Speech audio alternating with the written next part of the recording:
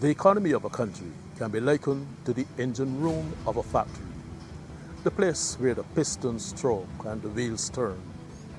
And, as with a factory, the end result of this exercise is a product. In the case of a factory, it might be an item of clothing or a food or some other product that make our lives satisfying. With an economy, the product is the aggregate of all the goods and services produced in the country, and it's identified by its monetary value as the gross domestic product, GDP. Barbados, get up! Good morning, Barbados, good morning. Good morning to you. Good morning, morning, morning, morning. Good morning to you. Good morning, morning, Barbados, good morning. Good morning to you. Good morning, morning, Barbados, good morning. Wake up, wake up, wake up. Morning to you. And I join the chorus in saying good morning to you wherever you are. You do not have to be a Barbadian for me to say good morning to you. Good morning to you. Whether you're a visitor to our island, one of our guests, or you are a Barbadian here or there, wherever there is for you, good morning. Good having you company. I'm Pearson Boyne.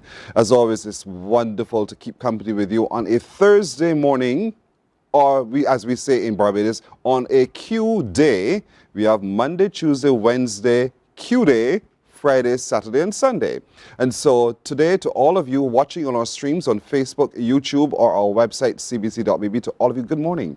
I thank you for making the extra effort to wake up, to turn us on, to log in and log on, and to share the show. That's all I ask of you every day. Share the show. Share the love. Don't keep this to yourself. Let's create a community of people who come together for one single purpose: to learn and to engage. And so I thank you for doing so every single day. As always, if you know of something or someone whose story you think we need to tell, then you should tell us about it. Send us an email. That email address is on your screen. It's morninbarbados@cbc.bb. morninbarbados@cbc.bb. And to those of you who do so, we say thanks. To those of you who are contemplating doing so, we say don't dilly-dally any further. Send the email, hit send. We'll be happy to respond to you indeed. It is Thursday, the 2nd of October. It's day 2 of the freedom of movement between 4 CARICOM states: Barbados, Belize, St. Vincent and the Grenadines, and Dominica. And I'm sure you're thinking about how you can take advantage of all of that. So good luck. To you, Patricia Ben, good morning. Thank you so much for watching abroad. We thank you, as always, for getting up to comment with us. Have a lovely today, Pat. Faye Roach, good morning to you, Faye. Fantastic today to you as well, Faye. Have a good morning indeed. Thank you for watching on our YouTube stream. Good having you company. Kieran, you're there as well. Good morning, Kieran. She sends a beautiful today to everyone as well. And to you, Kieran, we say good morning to you as well. You know, I'd love to take the time to acknowledge each of you. Marcia Rock, have a beautiful today yourself, girl. How you doing? Have a good morning indeed. Thank you for checking in. We're doing well. We hope you have a beautiful morning as well. She says the same to all of you everywhere. Thanks, Marcia. Glenda Slender, my girl Slender, good morning to you. How are you doing? She says good morning. She says good morning to everyone on board as well. We say the very same to you, Slender. She's such a magnificent lady, very giving, very warm, very generous indeed. So Slender, Glenda, morning. Christina Graham, good morning to Christina Graham. She says good morning to beautiful Barbados from Florida. To you, Christina, thank you. Thank you so much. You also made that extra effort, and we are so appreciative of it indeed. So, Christina, share the show, share the love. Vereen, morning, Vereen. Happy day to you as well. She says a happy Q day to everyone. We know that you're going to have a blast indeed. Sandy Field Kelman, good morning to you, my friend. How are you doing? She sends blessings to all of our people. All of our people send blessings back to you too, Sandy. Have a great today. Sandra Aline Richards, good morning to you as well. She says good morning. Have a wonderful today. Or guess what are you doing? When will he stop? I feel it already. But today being Thursday, Q in the community is being held. It is really what is the marvel of the world. Q in the community where thousands will gather today at Pelican Island. That's where we'll be from 11 o'clock this morning. Broadcast starts at noon, and you will be there for sure to enjoy the dancing, the music, the socializing, the drinking, the dominoes, the karaoke competition, and you'll spend the entire day. So I want you to get over to Pelican Island today. That's where Q in the community is. As you know, it's a product of us here at the Caribbean Broadcasting Corporation, and you show up in your thousands every Thursday. We thank you for taking the time to do so. You'll meet your old friends for sure. Have a dance for me. Have a dance for me. All right. Now, coming up today, as you know, State of the Tourism Industry Conference is on in Barbados with the opening ceremony held just recently, and it continues until the 3rd. Today, they're having quite a number of activities, one of which is the Youth Congress. We're looking for the Junior Tourism Minister of the Caribbean.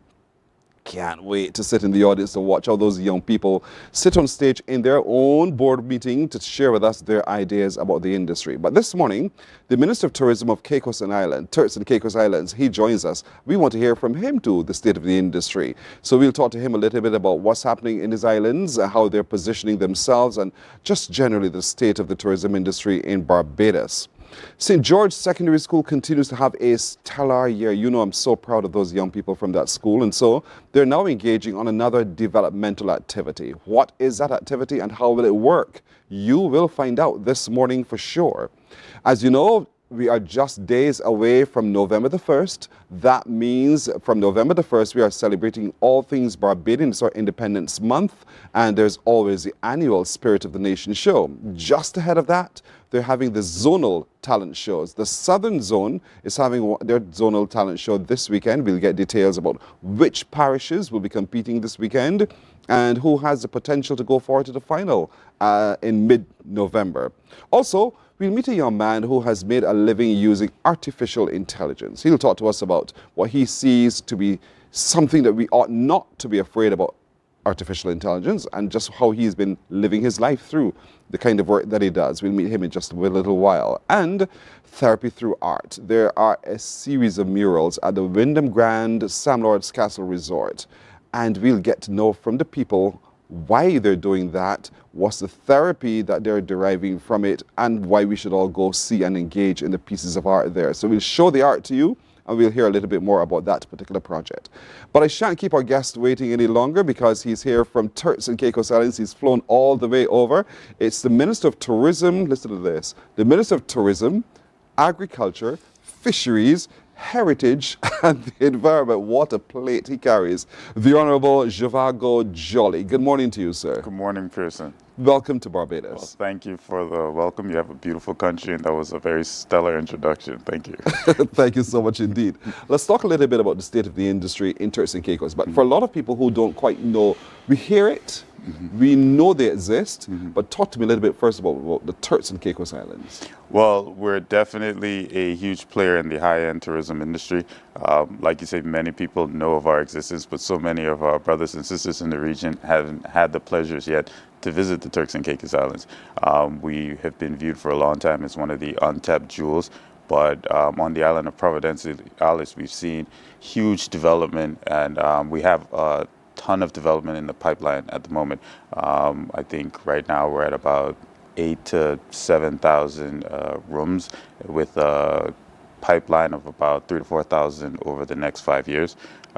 We just signed a development agreement with the huge project, Moon Palace, for 2 separate resorts. We're currently in the process of constructing the Andes Resort. We are opening the extension for our beaches property, which is our Sandals Group. So there are quite a few projects ongoing, but one of our main focus now is because of our geographical makeup. We're 40 islands and keys. We consist of 40 islands and keys, 8 of which are inhabited. And Grand Turk being our capital, we have South Caicos, which is our fishing capital. We have the Twin Islands, North and Middle Caicos, just rich with heritage as well as agriculture. My goal as the Minister of Tourism is to branch our tourism product out to the other islands that are more rich with culture and heritage. And how challenging is that for you to be able to do?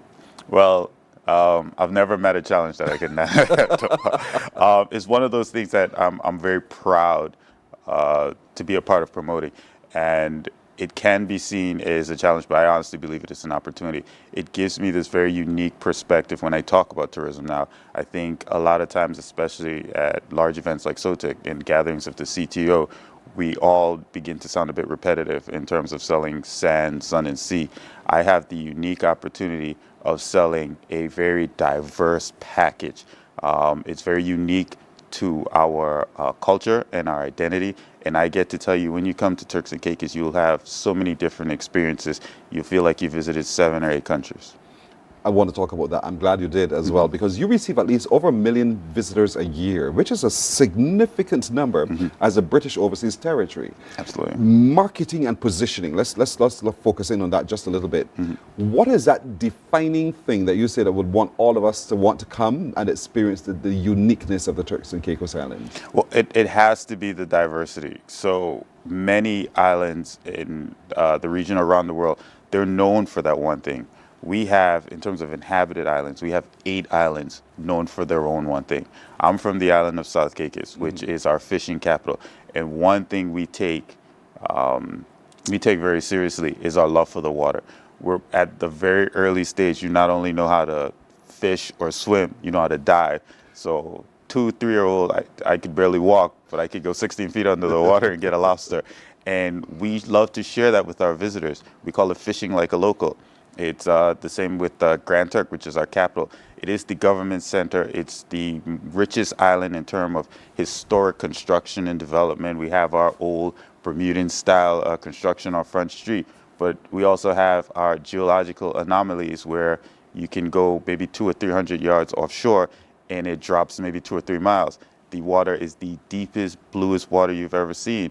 And it's also a migrating route for sperm whales. So every year around the winter season, when the temperature of the water changes, we have thousands of visitors that flock to Providencia Islands and then take a very small plane over to Grand Turk so they can ride in a boat or swim right next to these massive mammals while they're migrating with their young. And then we have North and Middle Caicos, which we call our twin islands, but also our green islands. North Caicos is rich in farming culture. It is the quintessential farm-to-table experience. And we have Middle Caicos, which is rich with caves in Mujin Harbor and Dragon Key, where we have this large stone rock anomaly just sitting in the middle of the ocean that shapes like a dragon. Yes. So you visit my country and you visit my islands, and you can't make a list of all the things that you get to experience. And I have the pleasure of advertising and promoting that. Brilliant. You say Providenciales, we say Provo. Yes, we say Provo as well. And so, but there is a unique blend of modern and historical architecture. Yes. Which I think also attracts a significant portion of the traveling market. Yes. Is heritage a part of one of your marketing plans? Absolutely. So Provo is our Manhattan. It's our city. Yes. And we're quite proud of that because of it's our economic center, but it's also, like you said, a substantial amount of our tourist visitors, our overnight visitors, stop over but stay in Provo. We want heritage to be the most important part of our product. It's important for us to provide culturally immersive tour options. And we like to model ourselves after our brothers and sisters in the region that have made their culture and their heritage the key focus of their tourism product. You look at countries like Jamaica and even Barbados. You can't truly experience tourism in your country and some of the other countries without experiencing the culture. And that's what we want. So it's a little more challenging in Provo because Provo isn't as rich in the culture and heritage as the other island because Provo is the island where everyone moves to for economic success. No different than moving from in the U.S. and other large countries, moving from rural areas to urban areas to seek greater opportunity. So, but our responsibility, especially as experienced TCI, which is our DMMO, our tourism authority, it's our responsibility to provide, if bare minimum, pocket experiences within Provo that ultimately encourage our visitors to travel to other islands. We have the fish fry, which is a big seller for us, where all the local vendors, whether it's food vendors or craft vendors, bring their products to a central location, and we also provide local music and local entertainment, and our guests get an opportunity to kind of sample, it. It's almost like a sample platter of what we have to offer. But really and truly, my primary goal is to spread the wealth, because our Grace Bay is so world renowned. It's won so many awards as the best beach. Where I think our average number is 70-80% occupancy on Grace Bay. So I'll never get complacent enough to think it's a successful model where we don't have to continue to invest. But my responsibility now is to get our visitors to see what else we offer. Your primary source markets, well, who are they? North Americans. I know everyone's tired of hearing that, but I am in the market of diversification. Absolutely. So what's the plan then to diversify here? I'm going to give you a little peek at my playbook Sure. now. So I have my priority areas, and route development is a big deal for me, and I'm happy to have it back under the Ministry of Tourism. I would have just come from Hong Kong at World Routes, where we were in deep discussion with several different airlines, including Emirates, that represents the UAE, which is a huge priority market for me, and we're planning to market very aggressively in the region, and that's something I plan to talk about at CTO on my panel today. My panel's about sustainability, but I also want to talk about collaboration, working together as one Caribbean. And the idea is that North America represents such a significant portion of our market, but it doesn't play towards resiliency. Just like you would have had a banking experience, you would tell your client how important it is to diversify your portfolio. That is the only way to protect yourself. If you're focused on a singular market, any kind of volatility automatically puts you in a high-risk position. So although we're looking at other areas in the United States and playing around in different depths of the pool outside of high end, we need to look at other pools as well. There's high end in Central and South America, the Latin America. There's high end in Europe. There's high end in UAE. There's high end in Africa. These are the areas that we're focusing on. But I don't want to be typical I'm not trying to insult my colleagues, but I don't want to be typical in the sense that we're operating in separate silos. Here's Turks and Caicos going to Arabian travel market. Here's another Caribbean country going. I want to see collaborative effort. We move as one Caribbean, showcasing what we all have to offer. Some of us focus on high-end markets, some of us focus on more volume tourism. But if we go and present this very palatable array of products in this region and introduce them to what the Caribbean is, that creates greater opportunity for all of us.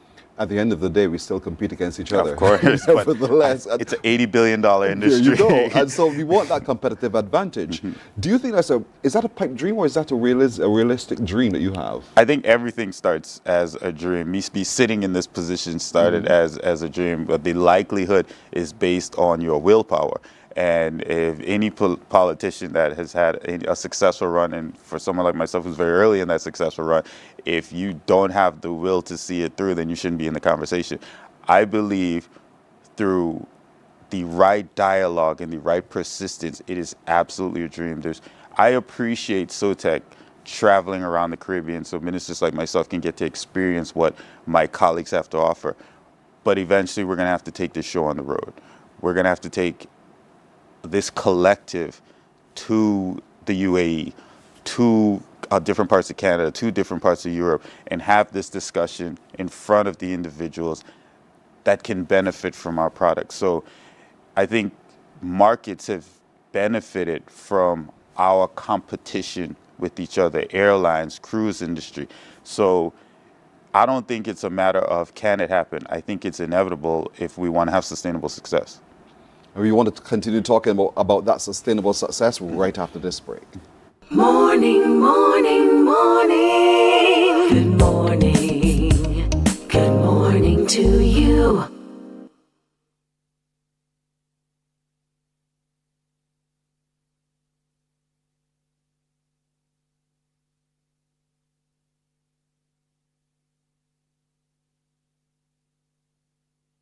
Some ask, what makes Barbados so special? We at Mornin Barbados say it's you, our exceptional youth. You are talented, resilient, and inspirational. You are the epitome of the Barbadian spirit, testing the boundaries of your creativity. you are an entrepreneur, artist, baker, designer, author, or have done anything you think should be highlighted, email us at morninbarbados@cbc.bb. Let us show the world our exceptional Bajan youth. From the beautiful shores of the gem of the Caribbean, Barbados, home of the amazing Harrison's Cave, the tantalizing Oystins Bay Garden, our historic garrison. Morning, morning, morning. Good morning. Good morning to you. 20 minutes after the hour now, we continue to focus in on the state of the tourism industry in the Caribbean because SOTIC is on, ladies and gentlemen. And already there are hundreds of people on island to be a part of this, looking again at the industry, reimagining, reevaluating, just staying relevant and on top of the game, but also finding avenues for collaboration so that we can move not just the industry forward, but together we can face the world. And so joining me this morning as we continue this conversation is the Minister of Tourism from the Turks and Caicos Island, the Honorable Zhivago Jolly. And so I want to look a little bit about the connection between Turks and Caicos to the rest of the Caribbean. And I think because you want to position the Caribbean as a one unit to talk to the rest of the world, let's talk about that relationship. How accessible is Turks and Caicos Islands to the people of the Caribbean? Right now, we do well. Intercaribbean, which is one of the larger airlines, I think it might be the largest airline in the region, is based and hubbed out of Turks and Caicos. It's actually owned by a Turks and Caicos Islander, who we're quite proud of his success, Mr. Lyndon Gardner. We have direct flights to several countries in the region. I think Antigua, Barbados, Jamaica, several flights to Dominican Republic and Haiti. I think we might even have a direct flight to Cuba. I need to double check that. But I do believe that we need to look at the regional connectivity a little bit more seriously, especially when we look at the potential from international routes. And I know I keep harping on this One Caribbean, but again, I believe if we move together collaboratively, we can only see success. So many of different destinations in the region who are growing the tourism product at the moment don't have the leverage for direct flights. There are hubs, for example, in Dominican Republic, Punta Cana, they do over 10 million travelers a year. They're right now the hub of the Caribbean, quote unquote. There are so many opportunities for other islands, including my own, other countries, to benefit from whether it's triangle routes or stopovers, utilizing this kind of interconnectivity. I think we've done well in growing over the years, but even at the moment, it is so difficult to move around the Caribbean. I think the CARICOM did an excellent job, but that focused on the level of clearance. But if we don't tackle the air travel issue, I made the joke yesterday in a discussion, you can go to Expedia and find flights that connect you all over the world. If I'm in Barbados and I want to go to Anguilla or Antigua, I may have to go to 3 different websites and 3 different airlines. There's not even a central web base that collates all of these flights where I can just ask one question and get one answer. So that just shows that it's something that hasn't been taken seriously. And when we look at the travelers in other parts of the world, the Europe, the UAEs, that stay over longer and move around more, there's evidence and data to support the fact that they'll travel for a month or 2 weeks, visit Barbados for 5 days, visit Turks and Caicos for 5 days, visit Dominican Republic.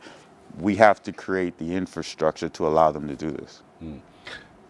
We look at your face, we see youth. Thank you.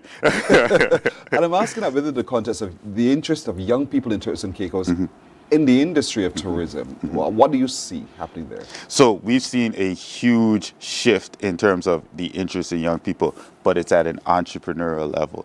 And I realize in my capacity, as well as the Ministry of Finance and Investment, our role in providing the platform for them to be successful.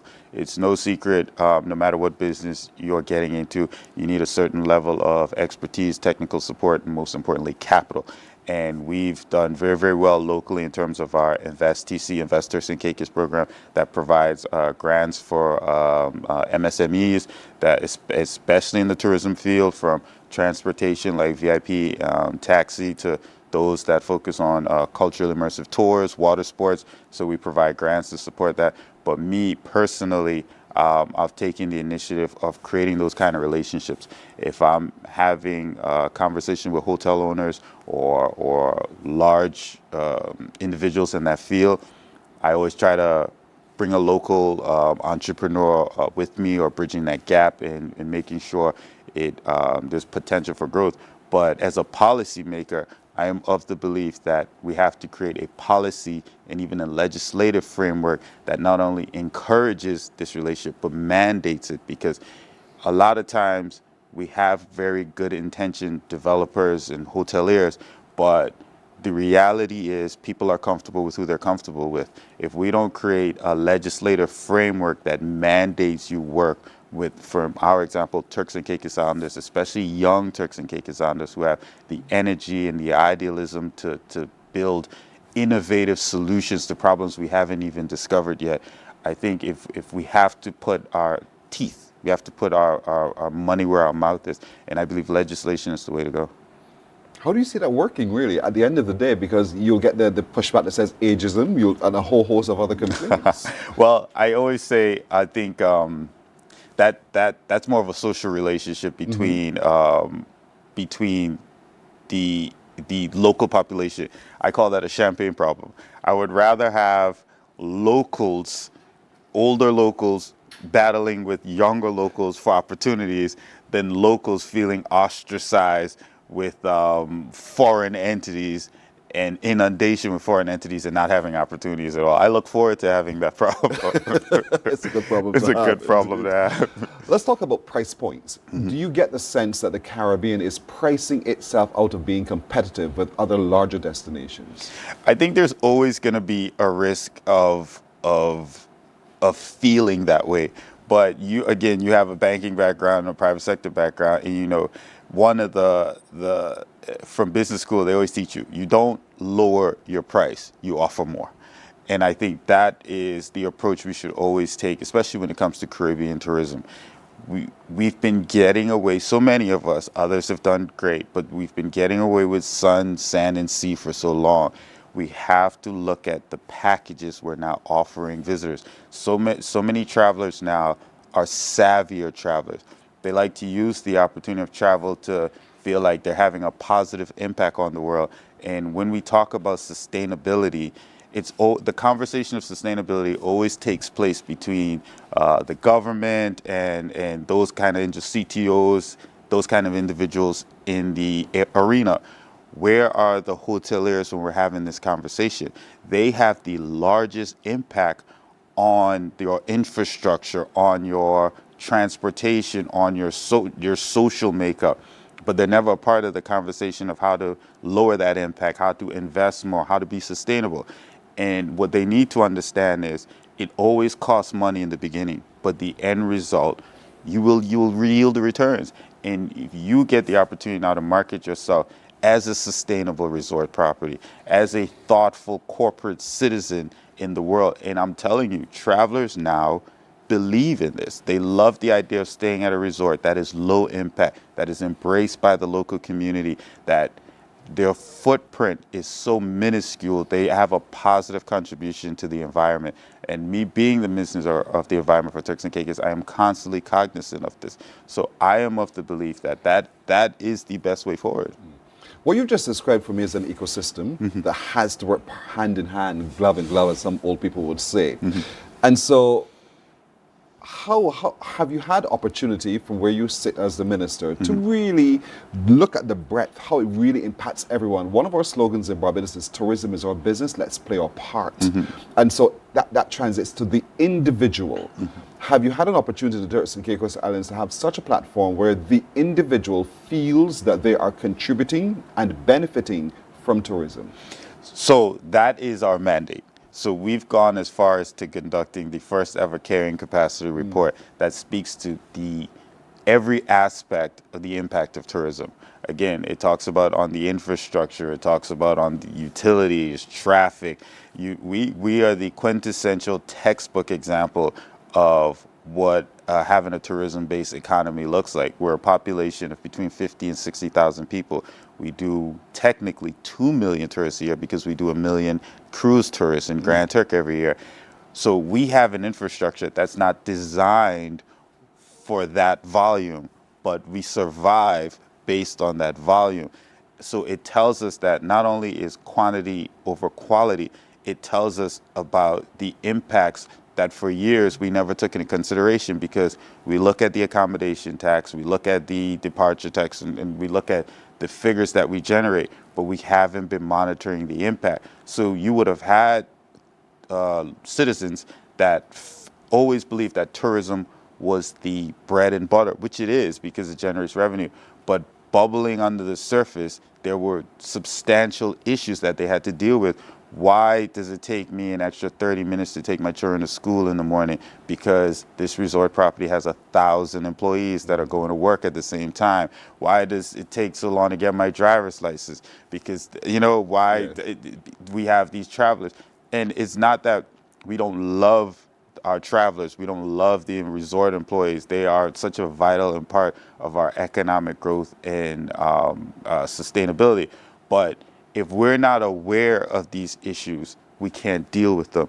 So we've had a buy-in, but it's been a very fragile buy-in. But now with the data, we can address these issues. I can have conversations with Turks and Caicos Islanders and explain to them, you are now truly invested in a product that will benefit you, because we know the impact it's having on you, and we're taking steps to curtail them. I'm going to give you a minute to talk to Barbadians today to tell them why they should come visit the Turks and Caicos Islands. I thought I spent the entire show doing that, but this is your bullet point. Of course. One bullet point to tell them why they should come. You asked a politician to talk to a camera, you made your first mistake. Hello, which camera am I looking at? Hello, Bim. How are you? No, I think I've had the opportunity to experience your unique culture over the last few days, and I am so impressed. I'm impressed by your beauty. I'm impressed by your culture, and I am impressed how you've managed to put your people at the front of your product. Everywhere I've went, I've seen Bajans at the front line, from the bartender to the hotel manager to the BTMI, and I am so proud. Now you need to come and see how we do it. We not only do it well, we do it at a high-end level. But I will say this. What I would like for everyone, including Barbados, to see, and I'm going to harp on this, is our outer islands. You've heard of Providenciales. We have a direct flight. So you think you've seen Turks and Caicos, but you haven't seen Turks and Caicos until you've seen Grand Turk, until you've seen North and Middle Caicos, until you see South Caicos, until you've seen Saul Key. Every island has its unique image. You've seen the older sister, but you haven't seen her much prettier younger sisters. And we're looking forward for you to come and visit and have a taste of what it is that we offer. Well said. Well said.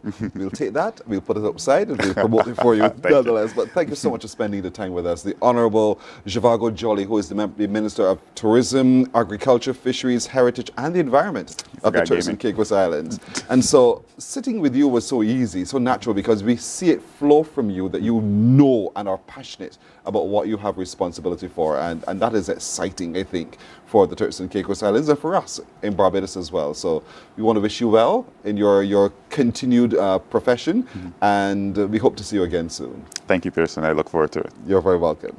We're taking a break here, folks. We're back in a moment. Morning, morning, morning. Good morning. Good morning to you. From the beautiful shores of the gem of the Caribbean, Barbados, home of the amazing Harrison's Cave, the tantalizing Oistins Bay Garden, our historic garrison, the indigenous road tennis, and the friendliest people in the world. We are 94.7 FM, the ultimate Bajan experience. There is a saying, you can find a Bajan anywhere. Are you a Bajan living abroad? Or do you know of one who has migrated to another country? Well, we at Mornin Barbados would love to have you or them on our Bajan Affair segment. Share your amazing stories, experiences, and how you have adapted to a new culture. Send us an email to morninbarbados@cbc.vb, and together we will travel the world.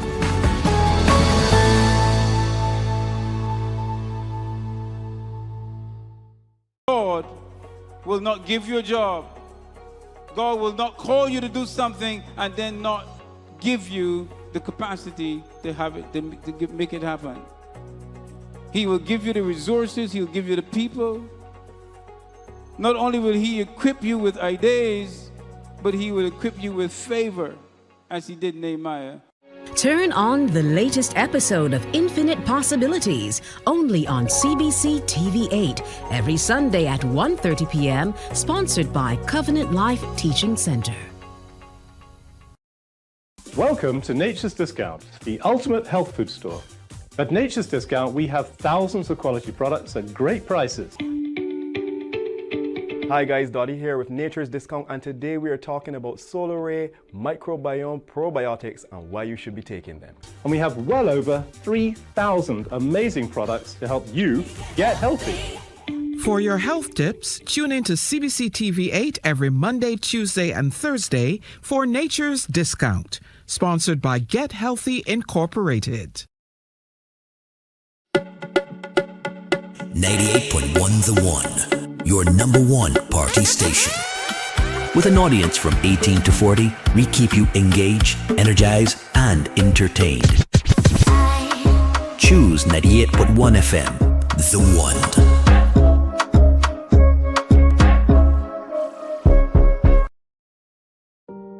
Hey there, it's Mahalia. I want to share something that might be really helpful. If you're feeling anxious, overwhelmed, depressed, or lonely, and have no one to talk to, call Lifeline Barbados. We all face struggles at times in our lives. You're not alone. There's no need to feel ashamed or embarrassed. It's okay to reach out for support. Lifeline Barbados is completely confidential. No one else will know you called. They're there to offer a caring ear and guidance without judgment. And fellas, I want you to know asking for help is a true sign of strength. It takes real courage to reach out. You can also call Lifeline Barbados if you're worried about loved ones who are struggling and you need advice on how to support them. There's a saying, a problem shared is a problem halved, but not everyone has someone they can confide in.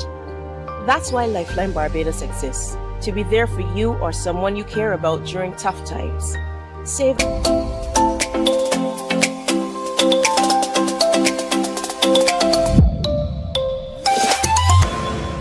This segment of Exceptional Youth is brought to you with the kind compliments of the Student Revolving Loan Fund. Financing education the easy way. 23 to 7, and we've called this segment Exceptional Youth because these students from the St. George Secondary School, as you know, all year long, they have brought me such joy for the phenomenal output that comes from that school. And we have been able to share that with you here on Morning Barbados successively. And so I think successfully, they're continuing to innovate, to show to Barbados and the rest of the world why it's an excellent school. And so we want to continue talking a little bit about that now as we hear more this morning about the Key Club and the association with the Kiwanis Club Benevolent. Joining me is Kathy Ann Blenman Murrow, who is a teacher at the school, and she's deputized in just a little while for the faculty as faculty advisor as well. The president of the resurged Key Club is with me again, a familiar face to all of you, Gabriella Cummins. Good morning, Gabriella, Madam President. Good morning. That sounds sweet, right? Yes. And the other one who's very familiar as well is Daquan Ward. He is heading the fundraising committee in the Key Club. Daquan, good morning to you as well. Good morning, person. Thank you so much for coming through, and thank you for agreeing to accept your positions as members of the Key Club. Madam Teacher, let's talk a little bit about this because this is something that the Kiwanis Club tend to do. But the Kiwanis Club Benevolent have decided to partner with St. George Secondary School, and it's not the first time. No, it isn't. The last club was established in 2000, and after such a long hiatus, they reached out to us. The Governor, Jaheim Carter, he envisioned establishing more clubs across the island, and he selected St. George. We were quite fortunate. And when he sent out the invitation, when they reached out to us, of course, our principal and the faculty at St. George Secondary School is always big on youth development and helping youth achieve their goals.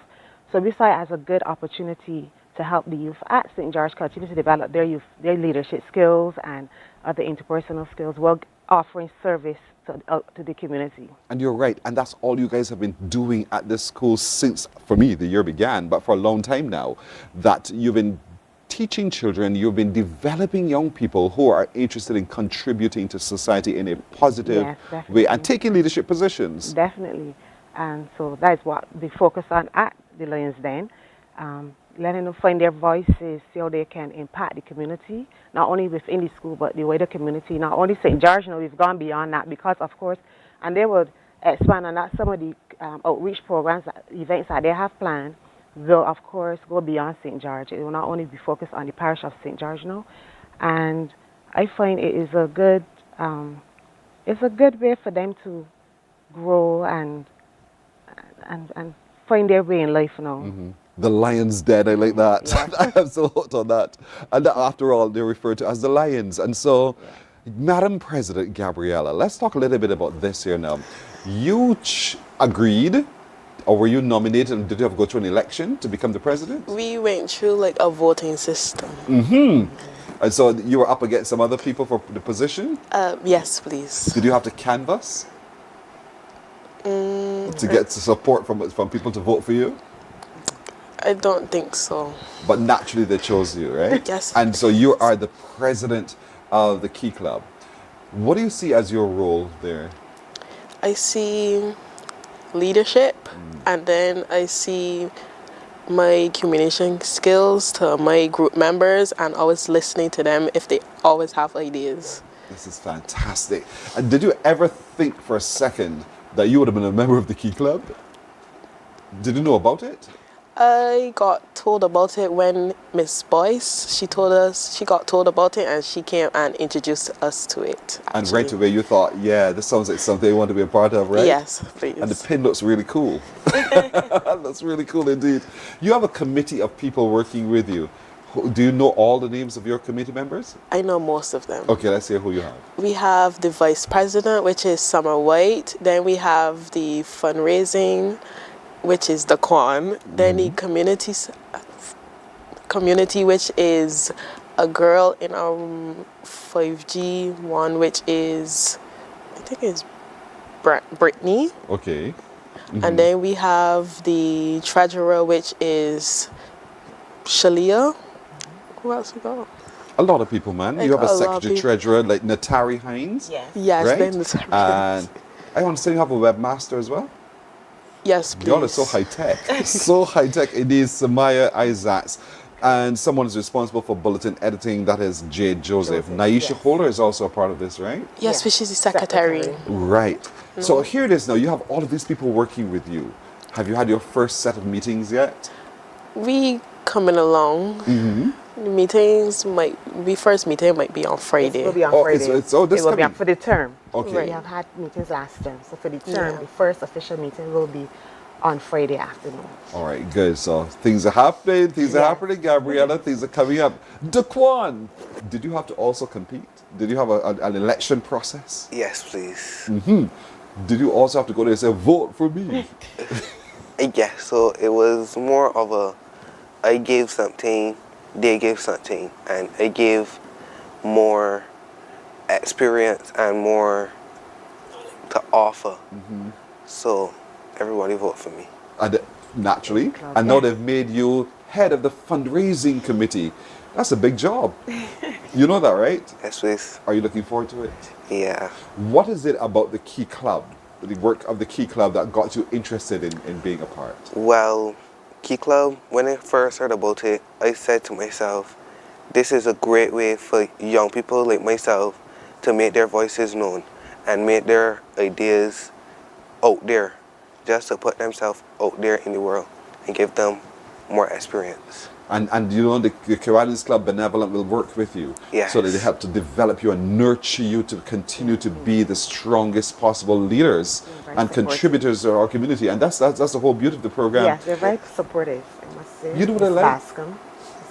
I just love that these two young people are speaking so well. I can't keep saying this about St. George Secondary School at all. You're presenting yourselves beautifully.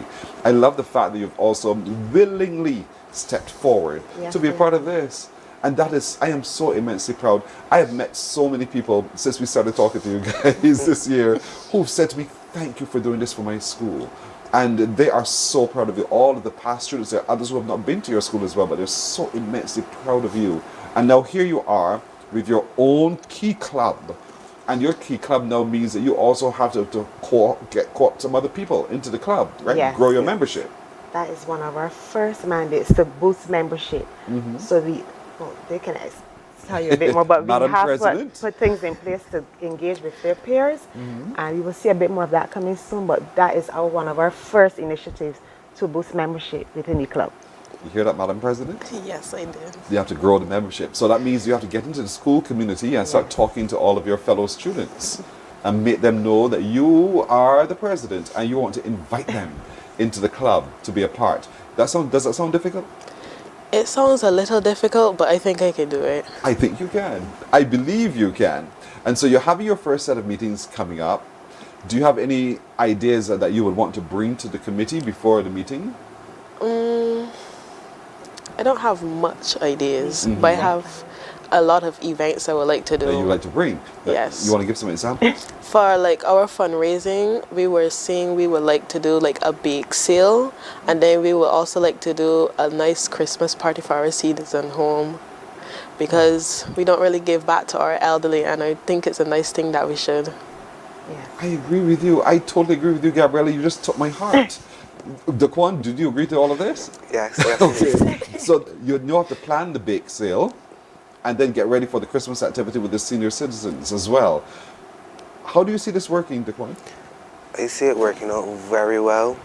I see good feedback coming back. I see great things happening for St. George Secondary School. Great things indeed. But you know now, Gabriella, the people to whom you're now marketing are not just the folks at St. George. No. You have Barbados that you can market this to. And you know Barbados is happy to help. Barbados is always happy to help. And so I don't want you to feel that you have to just serve those at St. George alone. Your key club is now a national club, as you've aligned with the Kiwanis Benevolent. Yes. And so you can go and explore the whole parish. Well, enjoy. Not only the parish, one of the events is a beach cleanup. I mean, that's not going to happen in St. George, of course, a beach cleanup. So let me laugh. That's one of the events that they have planned. They give the community outreach programs that they have planned, and also along with the bake sale, we want to do some charitable drives. We want to get for food drive going to donate to those in need. You know, I had several people that would have lost their homes to fires and so forth. So you want to get that drive going as well within the school and beyond. Invite people to come in and donate canned items and so forth. Listen, we are ready to help. We're ready to help here at Mornin Barbados. You know this, right, Gabriella? You know this. So have your meeting, plan it out, and let us know so we can help you. And there we are, watching you being pinned. Is this the young man, Jahim, that you were telling me about on the screen right there? Yes, Mr. Carter. Another young man who was pinning you guys with your pin and welcoming you into the key clubs of Barbados, and certainly assigned and aligned with the Kiwanis Club Benevolent. And, you know, I have sisters who are part of that, so I know that they will continue to support you guys as well. And there you are, all together with your principal, all smiling, all happy as key club members. Well done, St. George. Also, we need to thank the Kiwanis International as well, because without them, you know, we would not have had this opportunity. And so we really are thankful to them for that. Indeed. Thank you so much, Kathy Ann Blenman-Murrell, who is a teacher at the school, and she's deputizing this one as one of the faculty advisors, but she will work along with these young people as well. There's a lot that they have planned. President Gabriella Cummins, she's the president of the Key Club of St. George Secondary, and the man who heads the fundraising committee who will be appealing to you shortly, Mr. Daquan Ward, indeed. And I want to encourage all of you, wherever you are, if you see these young people, engage with them. If you don't know these young people, find out more about them and work that they're doing, and stand by to support the great work of the new Key Club at St. George Secondary School in the Lion's Den. These are lions indeed. So I want to thank you all and wish you well, okay? Thank you. You're very welcome. We're coming back in just a moment.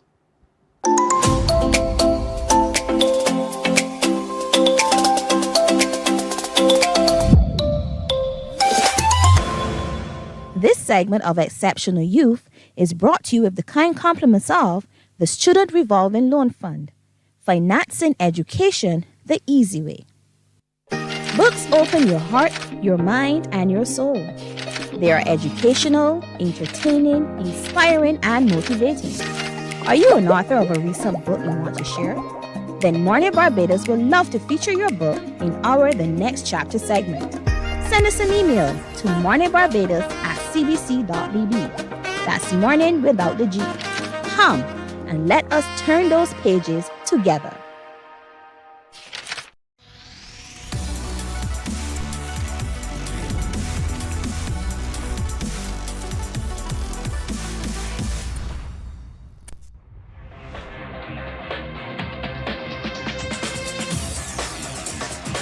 Week after week, Scold presents exciting reports and documentaries on the most varied topics of our time. Spectacular developments and innovations, lifestyle and trends of tomorrow, mobility and tourism, health news, highlights from art and culture. Each contribution grabs the viewer with extraordinary images and stories and takes him into fascinating worlds which he experiences here exclusively and up close. We're there when companies and specialists develop super satellites for a global network in space and can look behind the scenes. Scold is a window to everything that is there or is yet to come. Fly with us through time to better understand today and tomorrow. You've always wanted that. Scold, a look into the future. Our world today is not the world God wants it to be. One of the reasons, which will surprise many, is that our planet, its governments, and its peoples are all living under the weight of Satan's rule. Good morning. Good morning to you. We're 9 minutes now to go to 7 o'clock as we get ready as a nation for the Spirit of the Nation show coming up in November. We're just over a month away from that particular show, the Spirit of the Nation show. However, leading up to it, the parish independence committees have been hard at work. The ambassadors have been hard at work, mobilizing through their projects, mobilizing in their communities to get the community support. Indeed, and that's what the campaign is all about. This morning, we wanted to look ahead at this weekend's Zonal Talent Show. And it's the Southern Zone we're talking about, but we get some more details right now as I'm joined by Rihanna Grace, who is a floor member with the St. Philip Parish Organized Independence Committee. Good morning to you, Rihanna. Good morning, sir. You're in your colors, boy. Yes, we have to. After all, St. Philip I come from. There you go, that's my girl. And across from you is Shaquille Seeley, who is the Public Relations Officer with the Christchurch Parish Independence Committee. Shaquille, good morning to you as well. Good morning to you. And you in your colors too? Of course. Of course, our parish month. It is your... That's right. That's right. Your parish month, and it's also the gathering month, Yes. all of that together. So there's a lot to celebrate indeed. You ready for this, Rihanna, this Saturday? I'm ready for it. So let's talk a little bit about the work in your committee and who you have going forward to this Zonal Talent Show. So as the representative from St. Philip Parish Independence Committee, we have 5 participants going forward. First, we of course had to go out into the community and find these talents, these raw talents. And we were able to find 5 talented young persons. Of course, they were raw talent, but we worked with them, we encouraged them, we motivated them, and we polished them up. And so they're ready for the show. Their names are Shay Harden, he'll be singing, Emily Carter, she'll be doing spoken word, Abigail Grace will be miming, and Diamond Applewaite, she'll be singing as well. We have Wesleyan Samuels with a song. And these are all young people, some of them 12. Abigail Grace is 10 years old, and they're doing their best. And we are encouraging, and that is the whole purpose of us going into the community, to find those persons that we've never heard anything about and see the talent that they have and help them to shine. And you're right, I've never heard any of those names. Any of those names. But this is an opportunity to find out who they are. Who they are and what they have. And what they have indeed. And may the best one go forward for St. Philip Yes, to represent you. Yes, from the competition on Saturday, each parish will send forward the best representative at the Spirit of the Nation show. This is a Southern Zone we're talking about for St. Philip, Christchurch, St. Michael. St. Philip, Christchurch, St. Michael. This is happening at the Christchurch Foundation School on Saturday at 6 in the evening. So we want to encourage all of you to come and see come and hear, come and engage with, come and support. The Southern Zone's talent show is this Saturday, Christchurch Foundation School, beginning at 6. And so Shaquille, now, you're ready? Yes, of course. So who's representing Christchurch? So we have 3 persons representing Christchurch at the talent show. So we have Kaimani Devonish, Mr. Showman, he will be singing. We have Farah Brathwaite, she also will be singing. And Serna Archer, she will be doing a spoken word. How did you guys come up with these folks, these 3?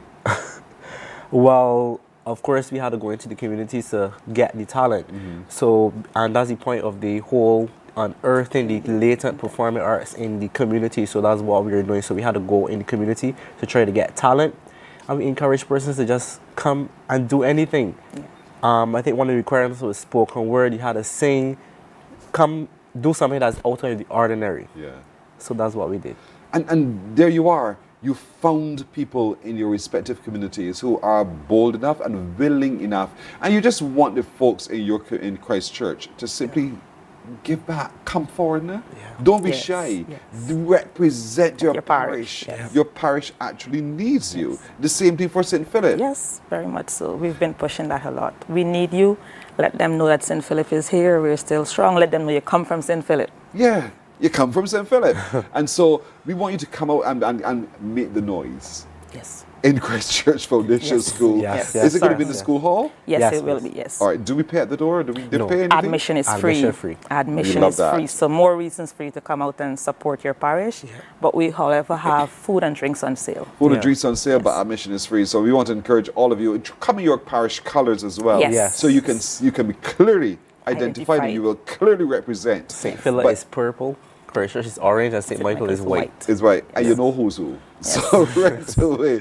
And that's the whole point, is just bringing the community together in a very fun way. You're competing, yes, but it's not one of those competing that you will die at the end of it all. You're just representing your parish at the end of it all at the Spirit of the Nation show. And that's what we want to be able to unearth, the latent talent. And you know, have you found on all of this that there's so many interesting talents in our community? Yes, so many talents, so many talented young persons not given opportunities, not seen, not heard. When you go to homes and you visit and you speak to people in the parish, you're hearing, oh, check with so-and-so family, they have a young lady that can sing really well, and going, but we've never heard of this young lady. And when you reach with the young lady and she begins to sing, you're like, where were you all along? So there's so many talents, and I know this is one way of helping to find, but I don't think we're doing justice in finding all the talents that exist within St. Philip, within Barbados as a whole. Not yet. Not yet. What about you, Shaki? Has that been your experience as well in talking to people in your community? Yes, of course. The thing about it is that persons are, I would say, shy. So I think that this is a platform for them to hone their skill and show Barbados what you have to offer. So I would say yes. Show them what you got to offer. Don't be shy. The opportunities are tremendous. You might well be finding yourself in a new music contract. You never know. You never know, yes. And you would never have had that opportunity simply because you sat and said, not me. Let me get past that now. Come forth, folks. Bring your talent to the fore, indeed. So one zonal talent show is this coming weekend. It's this Saturday at the Christchurch Foundation School.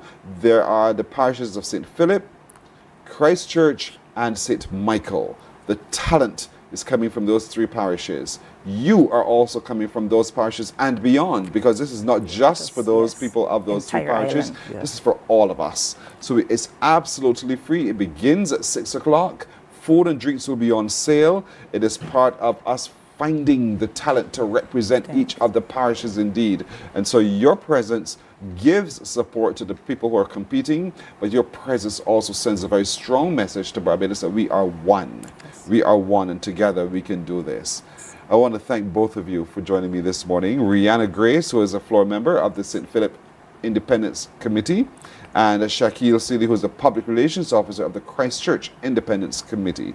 And they want you to come to Christchurch Foundation. I want you to come to Christchurch Foundation, 6 o'clock this Saturday for the Southern Zonal Talent Show. Thank you both. All the best. Thank you very much. You're welcome. You're welcome.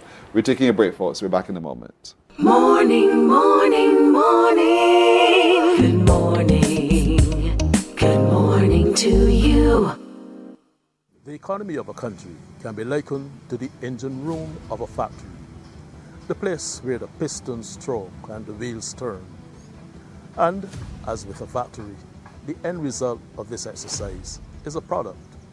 In the case of a factory, it might be an item of clothing, or a food, or some other product that make our lives satisfying.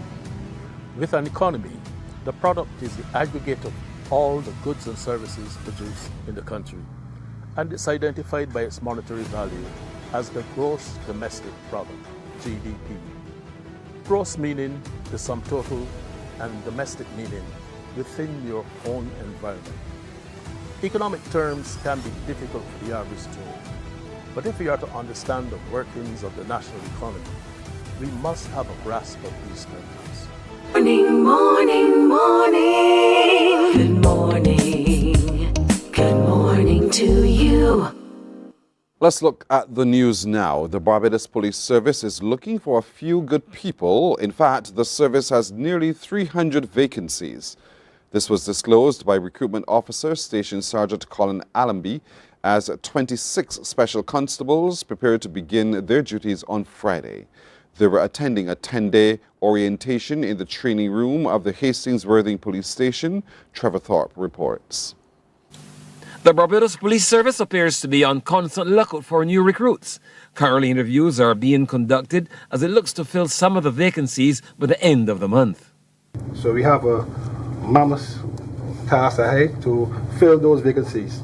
The recruitment process is ongoing, and presently we're looking at a batch for October. We are pushing very hard. Right now, as I speak, there's persons down in the office who are having final interviews for that recruitment process. And the recruitment process takes between 3 to 6 months sometimes. But because of the high demand, we are trying to reduce it. Station Sergeant Colin Allenby says recruitment has changed to meet the times and technology is now an integral part of the process. We have moved away from what person may think they have to be bronze to be police service, but because of the dynamics of crime nowadays, we are moving more into the technological area, and we need persons with that sort of skills because the criminals are utilizing that sort of skills, and for us to really solve those problems, we have to get on board with technology. So we are really pushing for young minds to come and join the Barbados Police Service. As the outreach program continues, 26 special constables will hit the road on Friday. Their main duties will be operating on the beach and tourist areas. And this process is a part of the government's wider plan where they introduce 60 new posts for special constables. So far we have 28, and we are also looking at the further 32 to complete that process. A number of recruitment drives are already planned. Trevor Thorpe, CBC News.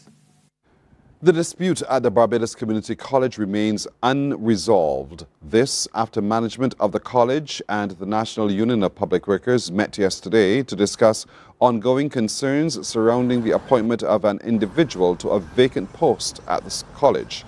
That meeting follows Tuesday's industrial action. General Secretary says while the meeting went cordially, the issue at hand is one that evokes emotions among staff. NUPW has put its position to the college, and we have made a number of suggestions that we think could resolve this matter. The Barbados Community College, the principal, has agreed to take those suggestions and recommendations on board, and we have given them a reasonable amount of time to get back to us so that we can reach an amicable resolution to the recent matter, the matter that has brought the industrial action.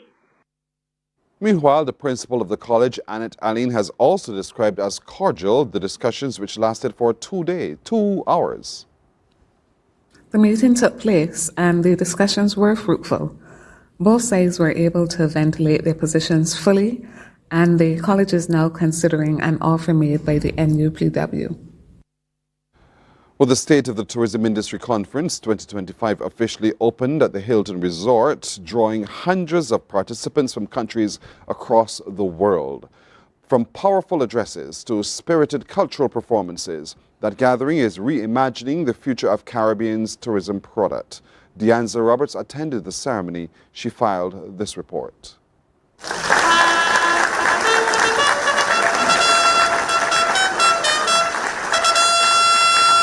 With pomp and pride, the conference took off in grand fashion, led by Barbados Youth Advance Corps, carrying the flags of the participating nations. The room was transformed into a runway for ideas and innovation. Master of Ceremonies, Crispin Hackett, likened the proceedings to a flight, one where participants would be the crew charting the journey ahead. Junior Regional Minister of Tourism, Kiana Warner, focused on the theme of the conference and its meaning. As the Caribbean Youth Junior Minister of Tourism, I am humbled to represent the pristine island of Nevis and the voice and aspirations of the youth of our region. This year's theme, Reimagining the Caribbean Tourism, Research, Relevance, and the Road Ahead, calls us to reflect deeply on where we are and, more importantly, where we must go. For us, reimagining tourism means building a sector that is resilient, innovative, sustainable, and inclusive, one that empowers communities, safeguards our environment, and embraces technology to strengthen global competitiveness. Secretary General and CEO of the Caribbean Tourism Organization, Donna Regis Prosper, says the Caribbean's tourism journey is already well on its way. She says she's pleased with the wide cross-section of people attending. We're proud to have with us here today over 400 registered delegates from 31 countries, alongside over 50 speakers from the Caribbean and internationally, and over a dozen media partners. And this is my favorite part: students from 16 Caribbean islands. Ian Goodin Edgehill, chairman of the Caribbean Tourism Organization and this country's Minister of Tourism and International Transport, challenged participants to move beyond talk and put ideas into action. This is a space where we align on common goals, where we exchange data and best practices, where we are strengthened not just by the regional voice, but by the regional will. Too often in our past, we've had great ideas that have struggled to take root, ideas that were discussed but not implemented. That cycle must end. The road ahead requires decisive action. Action that is grounded in research, action that is grounded in relevance to our people, and action that moves us forward. And it wasn't just speeches that brought energy to the conference. The St. Cyprian School Choir delivered electrifying performances of dance and song, celebrating Barbadian culture with a medley of local hits. And just as the MC imagined, today's opening was less than a ceremony and more a flight, with every speaker, performer, and delegate acting as crew. Deanza Roberts, CBC News. And that's our news until now. We'll have more news coming up at noon here on TV8. Morning Barbados is back in a moment. Morning, morning, morning. Good morning. Good morning to you.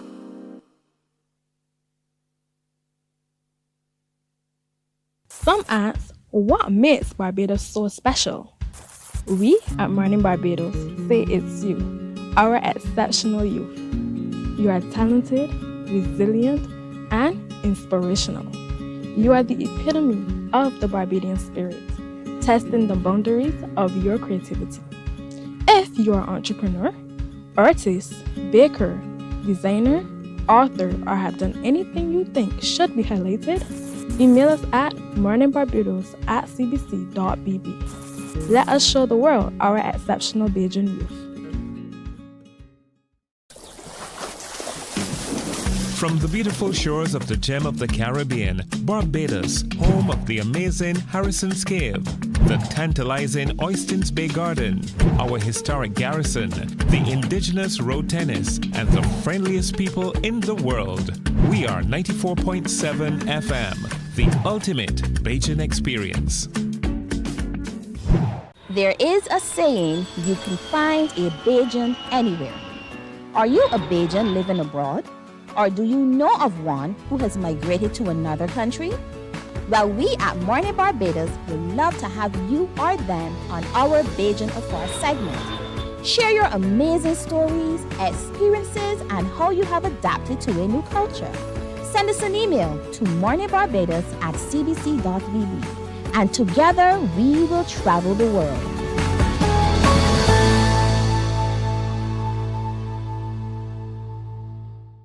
God will not give you a job.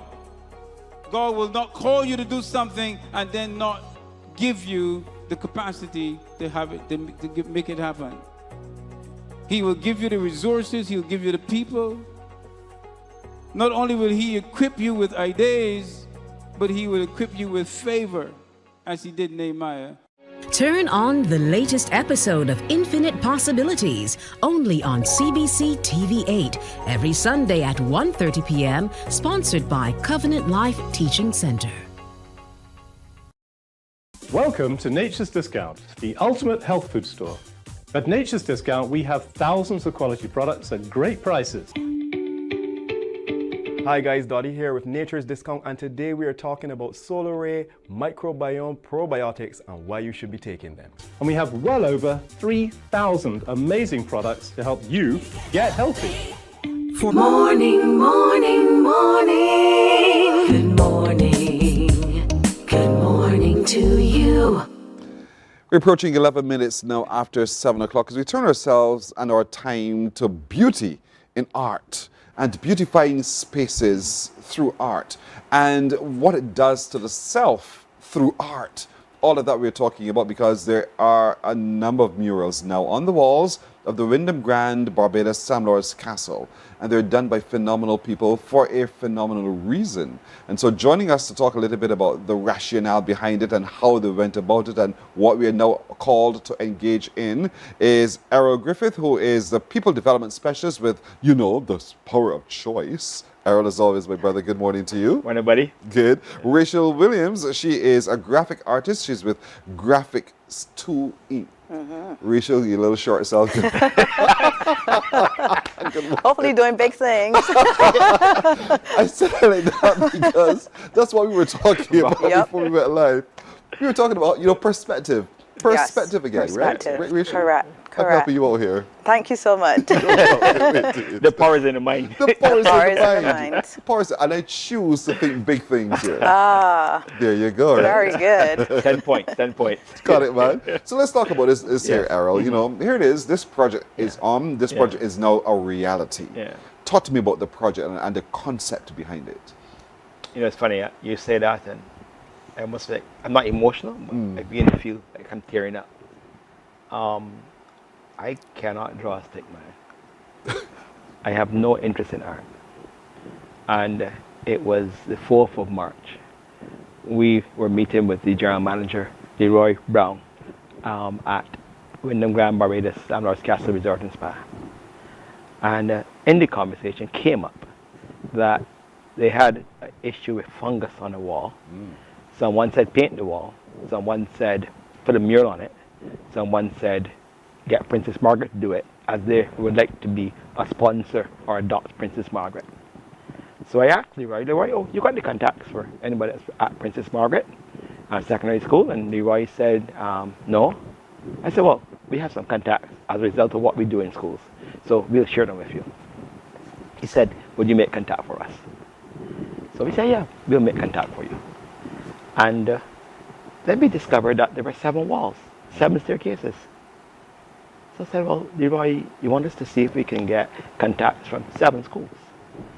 And he said, yeah, do it. And so we were able to make the contacts.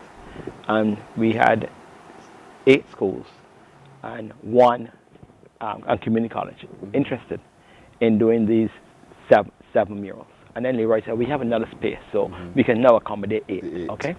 So we coordinated a site visit, and we included dinner, so you know everyone turned up. Yeah. Except for the one school where the teacher had an eye problem and could drive at night. Yes, yes. And so They're jumping ahead of me with the pictures on the screen. So we'll talk about, I want to come back to them because I want to go into them in a little bit more detail. But that's just an example you're seeing on the screens of what we'll be talking about a little later on. Yeah. Go ahead. So we had to say, everybody agreed. And I remember next morning, they'll begin the process of getting all the contacts into Excel sheet, giving them to Wyndham. And so Wyndham can now run with the project. And Wyndham said, no, we want you to continue. And so we continued. And it took a little while. We needed to have a formal agreement with each school. And I take response. I was insistent that the heads of departments of the arts had to be involved in the agreement. We didn't want to say, this is what Rachel and I do. Rachel, by the way, is the graphic artist for not almost, every single graphic for the Power of Choice. Yes. And she's phenomenal. Yes. Okay? So I reached out to Rachel to be part of it. Okay? And so we didn't want for our ideas to be imposed on the agreement. And so we said every teacher is responsible for sending us their concept of what they would like the agreement to be. And it took a while. And the truth of the matter is that in schools and the government system, most often people are not being asked to be involved. They are most like told this is what to do. So we knew that was going to happen and we waited. So anyhow, we got to the agreement stage. And Rachel took all of their inputs. And we then discussed them, and we came up with the agreement. And then when them say, oh, our lawyers got to look at it. And so we know, oh, geez, Bro, how long this going to take? More time. But it came back in 2 days. And so now we were ready to run. And so we figured that, it's funny. I had no concept how long this would take. So I remember one school, they said, oh, they can take 3 weeks. Others said 2 weeks. And we were going to take 3 weeks? In my mind, okay? I was ignorant. Yes, yes. And Rachel said, Errol, this can take more than you imagine. And so I still can see it. And so we actually tried to get Wyndham to get 2 people. One is an artistic, almost director to help with everything. And then another who could be the project leader. And with this never had a budget from the very beginning, okay? So Wyndham said, Errol, I want you to continue to be the point person. And so here it is. I got involved in the purchase of paint. I got involved when they wanted paint brushes. You have to get your hands dirty. Well, I literally got dirty. And there you go. It was education. It was an education. Yeah. It did. And so here we are, the end product. Rachel, Errol called on you, Griffith called on you to be a part of all of this and to stretch your brain as to how this can work and to have the vision and all the rest of it. But this is something you do so as a piece of cake, right? Yes, it's something I'm accustomed to, being in the art field. But before we even go into that, Errol calls me for everything. He calls me to do things that maybe I have not, wouldn't have imagined myself being involved in. So being involved with Errol, having that choice. I know it comes with learning and growing, so I'm quite open to that. But being in this project, being part of this project was something special because you got to interact with the teachers, other art persons like myself, creatives, with the students, and being able to have that opportunity to lay that foundation for them that they can build on. And there's so many aspects of this project that I'm sure they grew from and they learned from, and that is what I'm really excited about. You see space. I would see a wall, that's just a wall, but you see that and you see a story. Yes, a story. You see what the potential is. There was a quote-unquote problem that you've turned into beautiful spaces. Yes. That for a lot of people is not something easy to do. We just want to close our eyes sometimes to what we see as a problem. We hope it goes away. But you made something beautiful. You worked with those students to make something really beautiful. Were you stunned at not just their creativity, but their talent? Stunned is not even the word. Sometimes when I stand on the ground level and I look up and below, you're just in awe. It just takes over. The walls are alive. They speak to you, and there's, like you said, there's so many different stories, and it really takes a lot. So when if you ever get a chance to go, please, yes. all those who go to Wyndham, please, take a moment and really just, immerse yourself in what is there. It will take a little time. There's stories told, there are questions asked. You got to go do a little bit of research. Some of the schools really took the concept, far and really made it more interactive. And so it was just so exciting. And it still is exciting having this another chapter now. Yeah. You had the before the beginning before the middle, and now you have this. Well, there's no end really. I don't see an end because there's so many things that can come from this initiative. And it's a positive thing that would come from the initiative, Errol, because you've just empowered young people to use what they have for good. This project I saw empowered them to do so. What other benefits do you see from this? First of all, I remember the general manager, again, Leroy Brown, and our key contact was Wendell Fontaine, who was the resort manager after a while. So we were interacting with him directly. But Leroy said that every single mural must speak to the Sam Lord story. And I'm thinking, everything just speak with Sam Lord's story? My mind couldn't... How much is this story to tell? To tell, yeah. And each school told it in their own way. Yes. Now, you say what could come from this? It's, again, you know how long we've been with the power of choice. And because of this experience, I'm now imagining asking every single school in Barbados to start a power choice project. Express what the power choice means to you, however you choose. In art, in song, in dance, in spoken word, in prose, essays, doesn't matter. And so we've been seeking to influence a mindset change in Barbados, not just the young people. And we hope that it will roll to the Caribbean and beyond the Caribbean. We know that these messages that we get to share are critical to anybody transforming their lives. And so what this did, for me personally, as it relates to our calling, is to say, something, we can give everybody one single message, the power choice, and the 10 individual messages. You choose which one. You don't want to speak it in the way that they are, but communicate it. And the belief is that as students internalize, even adults internalize, they can now begin to go through their own mindset change. If not for this opportunity window, that idea would never have come to me. Indeed. And then other things are coming from it. Somebody suggested doing Sam Lord's tours. The suggestion was, and including a historian, a prominent historian, said, something, we can do tours where persons will go to Sam Lord's for PowerPoint presentation. Then that could be followed by a tour of the castle. Then that could be followed by them going on the beach and seeing the coconut trees where the lanterns were. He said, I didn't know this. He said the reef runs from Oystons all the way to Ragged Point. And so we could tell the story of the reef. And then on top of it, now at the end, people could come and see the murals. I agree with you. Stop. I agree with you. Right there. Go ahead. I want to engage with the art as well. So what we'll do, we'll take a break. When we come back, I want to hear the stories told through the art pieces, the installations that are now a part of the fabric of the Wyndham Grand Sam Lord's Castle. We'll look at that right after this break.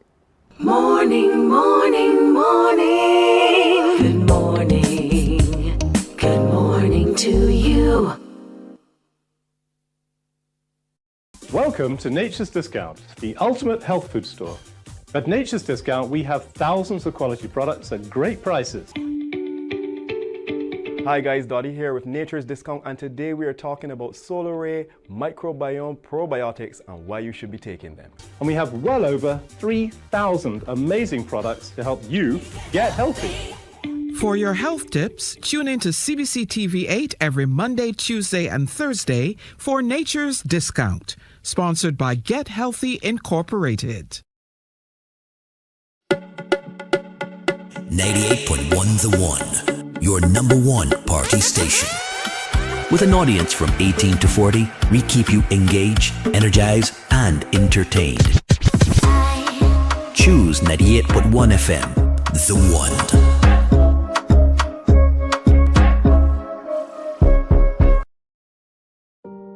Hey there, it's Mahalia. I want to share something that might be really helpful. If you're feeling anxious, overwhelmed, depressed, or lonely, and have no one to talk to, call Lifeline Barbados. We all face struggles at times in our lives. You're not alone. There's no need to feel ashamed or embarrassed. It's okay to reach out for support. Lifeline Barbados is completely confidential. No one else will know you called. They're there to offer a caring ear and guidance without judgment.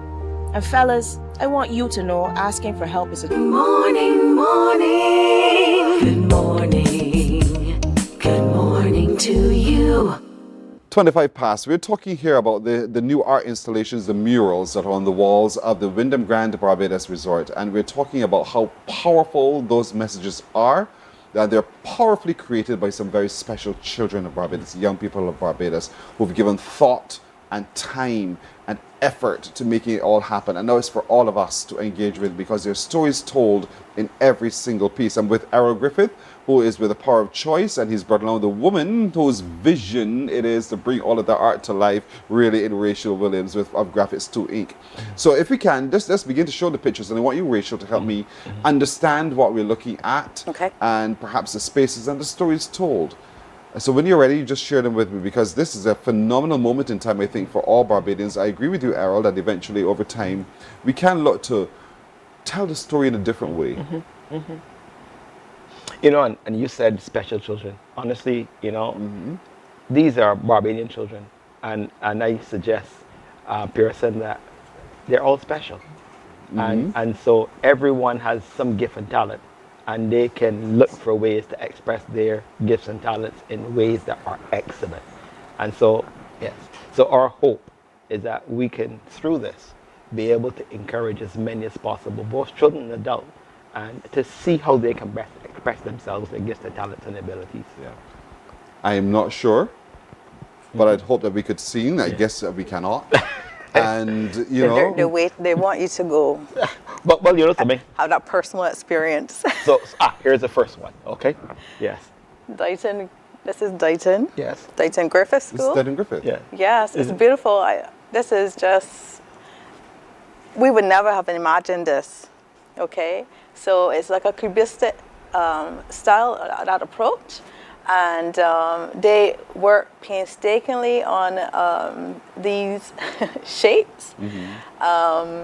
The students and the teachers, we went out there and saw them trying to, they had a system, of course, you know, with so many hands involved, sometimes it might get a little wonky, but they really pulled through, and it's a beautiful piece of art. Wow, that's fantastic. That's really nice. Well, where is this one here now? It's under the same stairwell.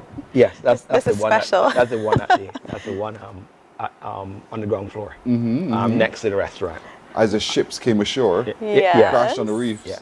Okay. So I wouldn't tell you what school. Let Rachel tell you which school. My alma mater is Christ Church Foundation. All right. But what they did here is they also incorporated some of Barbadiana, so that you have the.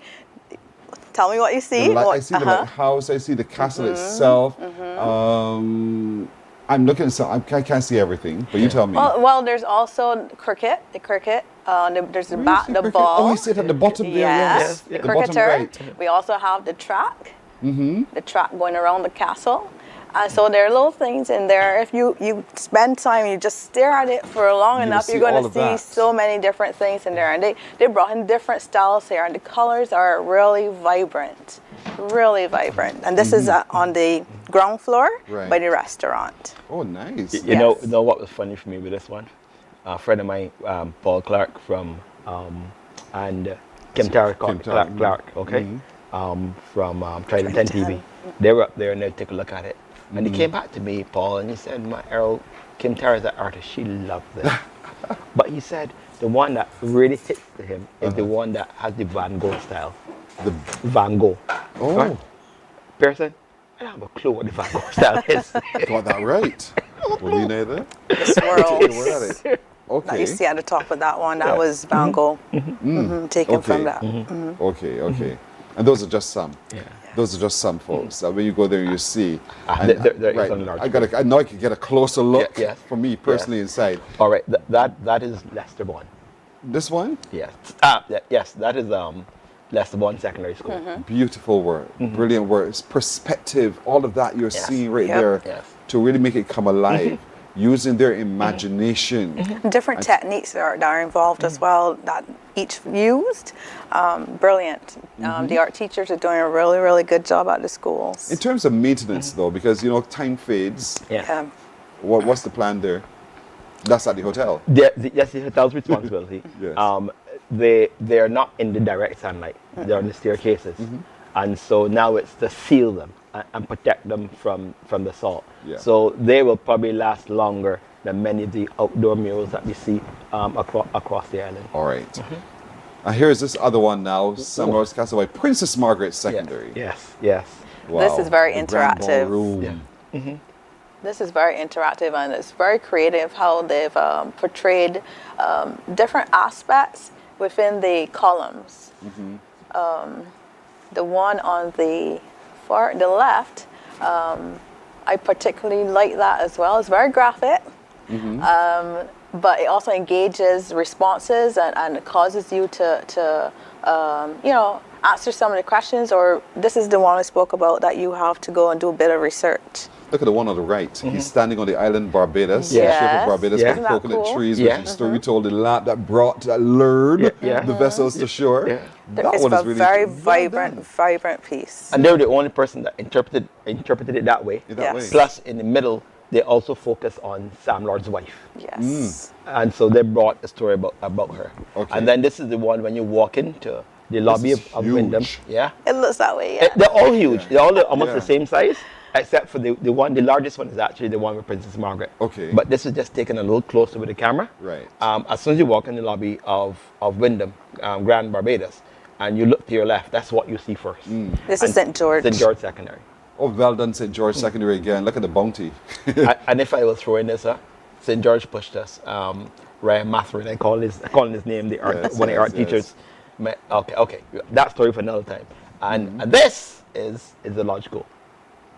All right, Errol. Go ahead. This is the lodge school with another view of the castle in itself, from shore. Yes. Taking that from sea to shore view, and of course all of his bounty all around the different things that he's accused of having done under the glare of the moon, and he's holding his lantern nonetheless to lure everybody onto the rough waters and the rough coast right there indeed.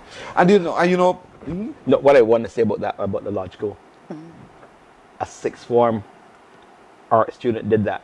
Zena. Okay, Zena, and Zena is using it as her Kate project. Very good, very good, very good. Those are just some folks. All at Wyndham Grand Barbados. Indeed, we want you to go see it for yourself. See it, explore it, see it for yourself. Engage with the story, hear the messages being told to you. Reimagine for just a moment the story of Sam Lord's Castle, now told through the eyes of our young people. And I think we'll come a long way. Errol, this is fantastic. Well done. It's well humbling. done. This God. This is God. It's already called God's name. Yeah. This is God. It is. I never once imagined anything near this quality. Well, God has made it happen. Yeah. Rachel, to you as well for the great work that you've done on this project as well. Thank you. Thank you too. Thank you too. Art is alive. It is. Art is alive and art is well. But it requires us to hear through art as well. It's talking to us, telling us something. Correct. Thank you so very much, Errol. Thanks, and Thank Rachel. you. Hey, God All bless you. Thanks. We're back in a moment. Morning, morning, morning. Good morning. Good morning to you.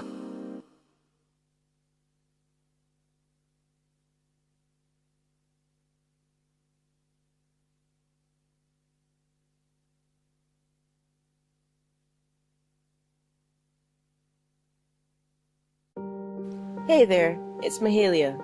I want to share something that might be really helpful. If you're feeling anxious, overwhelmed, depressed, or lonely and have no one to talk to, call Lifeline Barbados. We all face struggles at times in our lives. You're not alone. There's no need to feel ashamed or embarrassed. It's okay to reach out for support. Lifeline Barbados is completely confidential. No one else will know you called. They're there to offer a caring ear and guidance without judgment. And fellas, I want you to know asking for help is a true sign of strength. It takes real courage to reach out. You can also call Lifeline Barbados if you're worried about loved ones who are struggling and you need advice on how to support them. There's a saying, a problem shared is a problem halved, but not everyone has someone they can confide in. That's why Lifeline Barbados exists, to be there for you or someone you care about during tough times. Save this number. Lifeline Barbados is just a call away. Remember, you can reach out whenever you need to talk. Books open your heart, your mind, and your soul.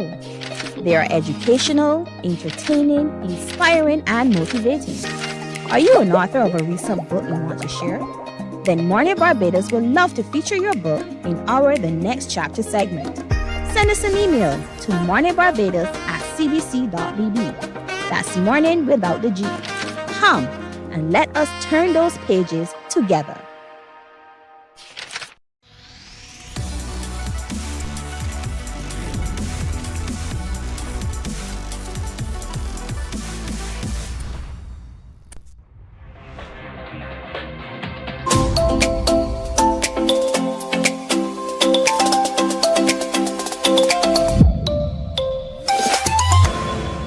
This segment of Exceptional Youth is brought to you with the kind compliments of the Student Revolving Loan Fund.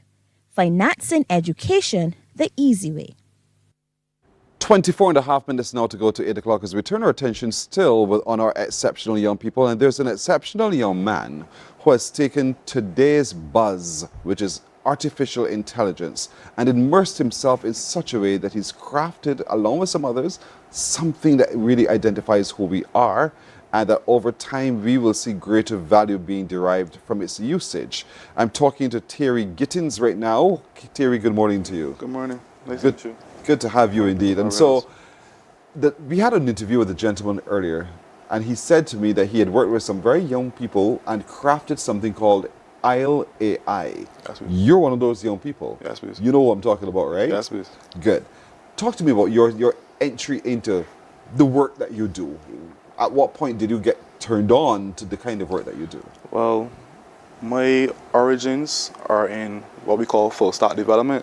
That basically is all the UI stuff that persons see when they go on Instagram and that, and then everything that's in the background. Mm-hmm. But then the Honorable Maxine McLean basically told me on Saturday she wants me to come to a gentleman's house who was a former IBM executive here in Innis.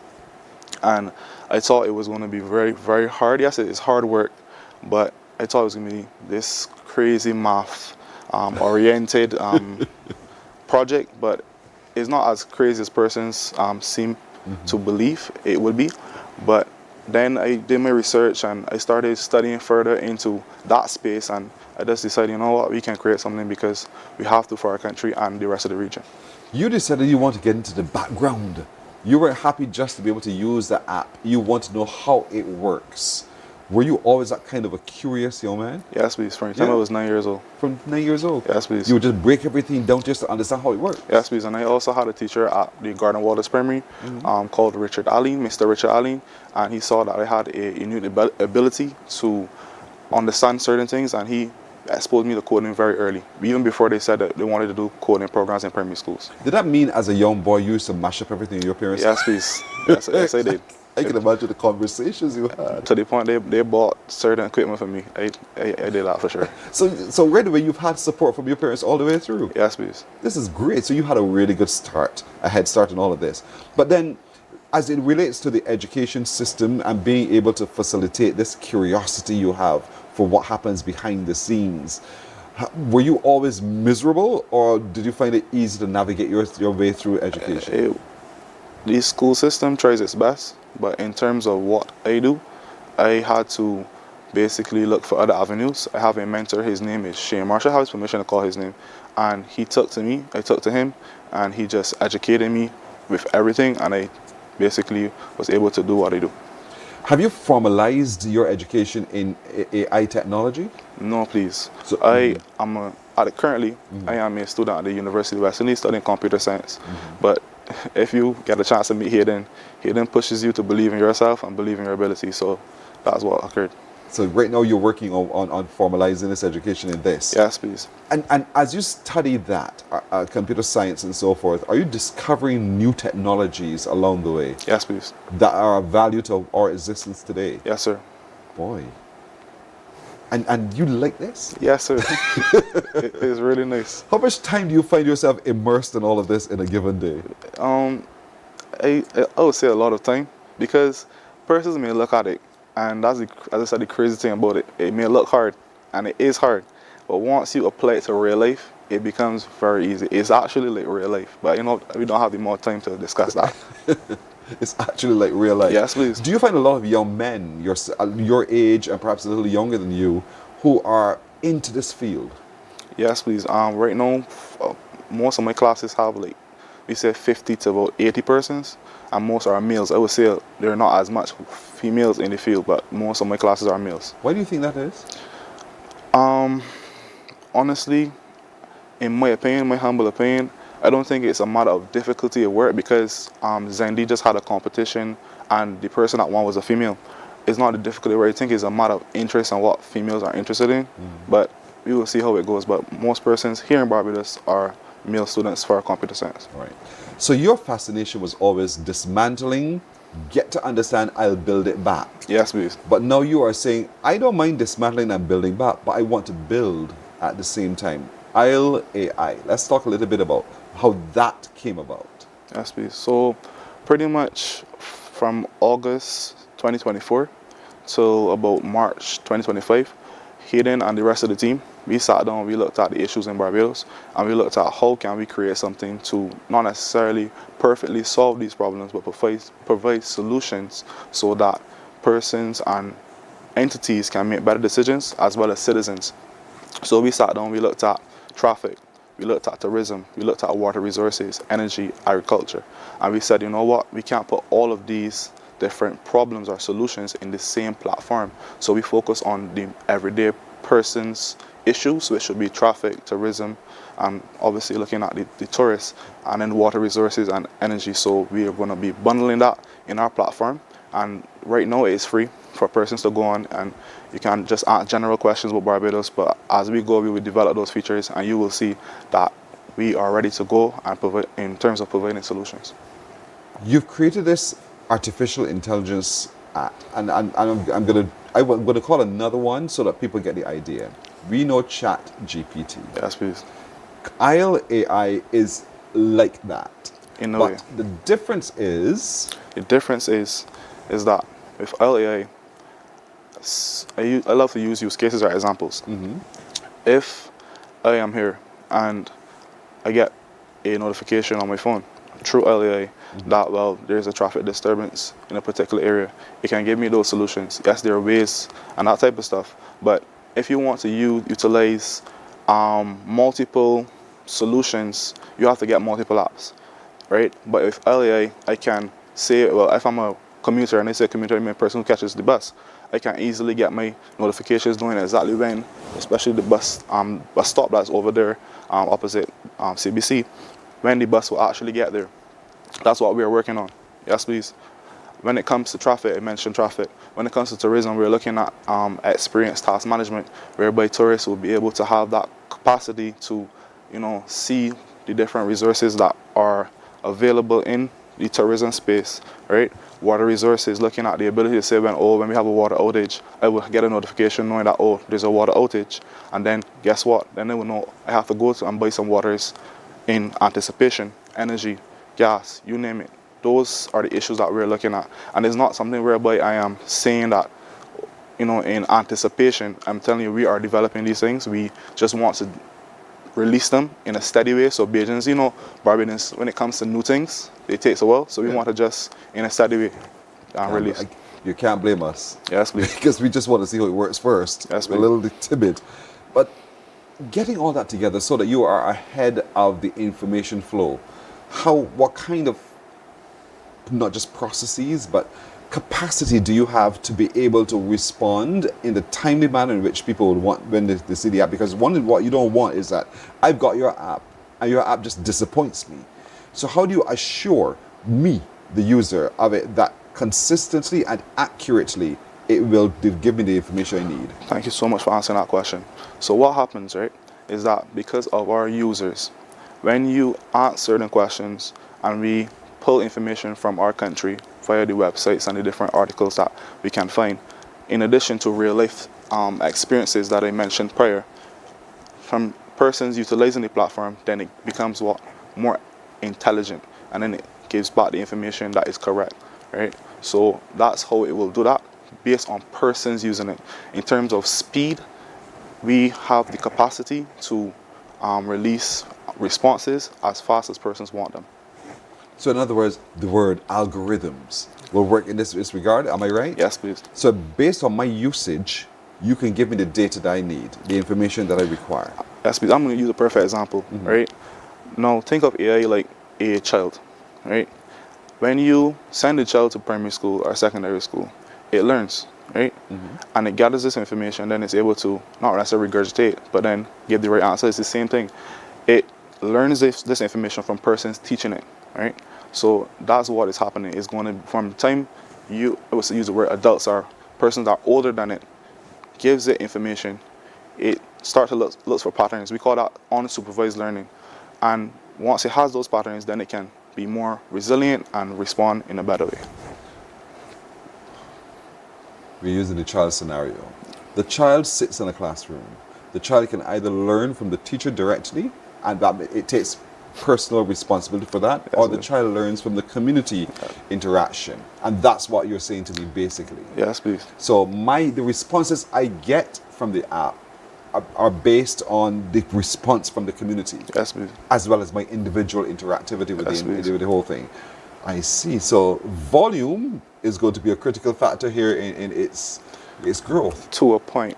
We have, when it comes to the real life sense, but before that, we have enough information in Barbados that we can start to train it. We have been training it, that it will be able to respond on a general basis. But when it comes to the specific use cases or examples, we need persons to utilize the platform when we have those features released. One of the fears that people tend to have with anything online is accuracy. I hate this word, the disinformation and the misinformation and the like. How does it safeguard the user from the confusion that could cause?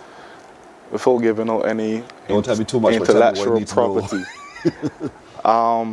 we use a validation system, right?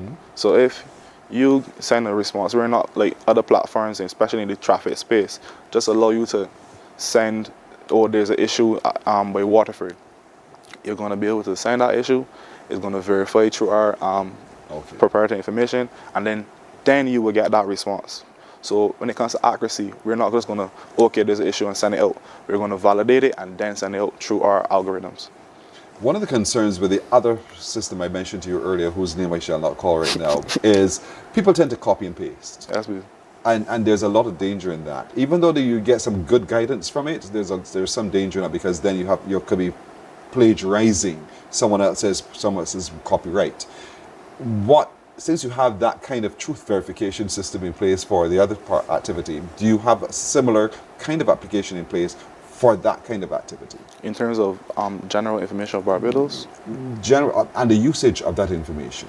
Okay, so if I understand this question correctly, when it comes to that verification, we have a wide variety of information online about Barbados, right? And from valid sources. With that, since they already are verified, when it comes to just, figuring out simple things, you can get that information, right? The difficulty is when it comes to the real life sense, and we will be able to now gather, verify, and go from there. I hope that answers your question. Just your end. I'm saying at my end, the end user now, I'm using your information and I'm putting it into a project I'm working on. Okay. And you know how this is. Where the tutor says, I'm realizing that there's a pattern here. You guys have not actually written this. You've used another application to provide you with this wonderful essay response, but I've seen a certain pattern arriving here. And so is it able to identify where one has infringed on someone else's copyright so that you protect yourself? The thing about it, if you look at ChatGPT or any other platform, it's very hard or difficult to protect that, right? So I want you to say that so people get it. yeah, when it comes to AI, I can't actually, after you take my information from the app, say that, okay, well, when you place it somewhere else, then you will not get a copyright infringement, right? It's up to whatever entity to say, okay, well, these are our rules. For example, university, when you send in your essays, they have something called the essay verifier. Then it basically says, oh, this is fake, this is not. Exactly. So at that point, it's out of our hands. It's out of the AI company's hands. Can we test it? Right now? Can we test it right now? Yeah. You can Where's go. your phone? My phone is next to me. Okay, look at this. Is this it? Yes, please. Okay. Oh, wonderful. So this is it. Look at your screen and let's try this. Welcome to Isle AI. I'm your Barbados helper. Ask me about beaches, food, history, or festivals. That's what you can provide for me right now. Yes, please. All right. So let's see. Let's ask a question about our production crew in the back are the ones who are going to be writing and typing. So let's see what they're asking about. Peter, if you could just lower the pillows for me, please. Yes. What is the best beach in Barbados? Can I answer that question? Should be. Let's see, it's doing so. What is the best beach in Barbados? We're asking Isle AI. And whoa, it gave us all this. So it tells us right away for nightlife, for family, for snorkeling, for surfing, all of those things. And this is information that would have been pulled together by community use. What people are giving, the reviews that people are giving. Not for community use yet. Right? Okay. I'm glad you're looking at that. That's going to be in the future. Okay. What's happened is that we've gathered information from the internet and with the general agent and from our access to certain, how to put it, files. That's the best way to look at it, on physical files. We trained our AI using better models, and then we got that response. No, I'm glad that you went that way. Well, let me hear you. So what's happening is that with our tourism agent, which is going to be released on November the 30th, it's going to be able to, as I said before, an experienced task manager. At the same time too, there's certain questions that the AI will not be able to answer pertaining to the localized science. Have you ever heard of Seafood Shack? No, what's that? Seafood Shack is a food company. It's a place in Barbados? Yes, it's a food company right there in Wanstead. Okay. Right, and if you ask a question now on any platform, it can't tell you the prices for Seafood Shack. Right, but what we're going to do with our tourism agent, we're going to ask local certain questions, and then from that, it's going to train, and then when persons ask about Seafood Shack's prices, then it could be able to say, when it asks about the ratings of Seafood Shack, then they're able to give responses. Is this that app available right now in my Play Store? No, I placed it on the web, so it's a web-based thing right now? Yes, because we realized that when the differences with phone. Do it for me, please. No problem, sir. Be careful, sir. That's a very expensive phone. Huh? No problem, sir. We're talking here with Thierry Gittins, who is an artificial intelligence entrepreneur. He and a team of young people, they've created an app known as Isle AI. Isle AI acts like one of the other apps that you know of, where you plug in information and gives you all of the possible solutions as well. And so right now it is really curated to the experiences in Barbados and the Caribbean. That's the whole beauty of it. So you don't have to go and get all the information from somewhere else. You get it based upon our own lived reality. And over time, they'll be launching it and launching a whole lot more. It's loading. And you have to sign in, create an account and everything, sir. So help you? Right, so I have to write my email address and so forth? Are you going to do that? So what happens is... We're working on something here, by the way. Oh, no problem. While the folks behind us showing you on the screen how we could play with this. So sign up, and then you create an account. So you place your email, pick a username, put in your password, and you go from there. I'll use that email there. I have several, sir. No problem. It doesn't matter. Once you're able to actually verify from your phone. So pick one email that can verify from your phone. Okay. I ain't got in on this phone. So all right, I will try this later. We will work on it. We'll work on it.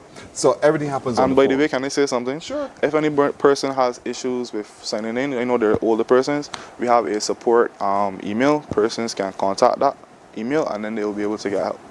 All right, the first generation of generative and agentic AI developed in the Caribbean. The future's here. Let us explore Isle AI beta together. It's in beta format at the moment, and we're happy to announce that the beta version is now live. So explore, create, and they're going to pass my reading to this. So you can AI-like, and this is what you get to the point where you go ahead, Theory, you tell me. Then you click the sign up button. Sign up. Do you have an account? No, you sign up and you enter the information. Be careful, guys, as you enter the username, password, and you confirm it. And then you verify. Sign up, and I'm active. Yes, please. And I'm good to go. Yes, please. And AI and I'll AI and I can live happily ever after. Happily ever after. Whenever you're ready. It's like a marriage made in heaven. Yes, please. But I came back to the fact that it is curated in a way to respond to the Caribbean experience. Not yet. What we're working on is that we want to start with Barbados, and then we're going to expand to the Caribbean. Okay. Because as we've done our research, we realized that, as I said before, persons in our region take time to get accustomed to things. So we don't want to, and Hayden was very adamant about this, we don't want to just let go of everything. Trust me. So when I spoke about certain features, we have them, but we don't want to just give everything. And it's like persons are overwhelmed. So when it comes to the Caribbean, we're going to be releasing, we're starting in Barbados. We have certain partnerships with Export Barbados. We're looking to do an exhibit with them in Dominica. I think that the gentleman told me January, I have to chat back with him. But we're going to be expanding in incremental steps. So we will be expanding to the Caribbean. Trust me. You seem excited about the future. I love my country. I believe in this region, and I know what we're capable of. Yes, sir.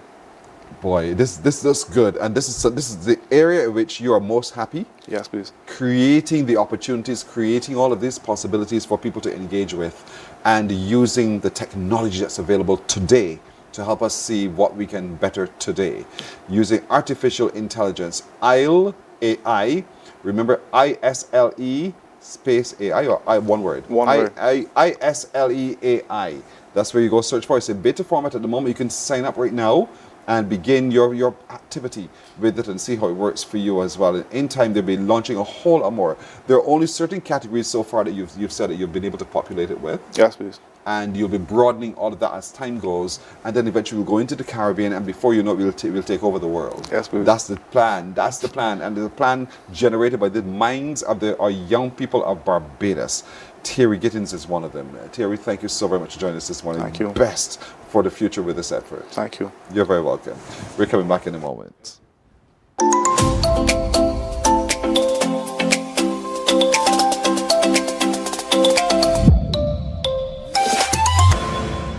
This segment of Exceptional Youth is brought to you with the kind compliments of the Student Revolving Loan Fund.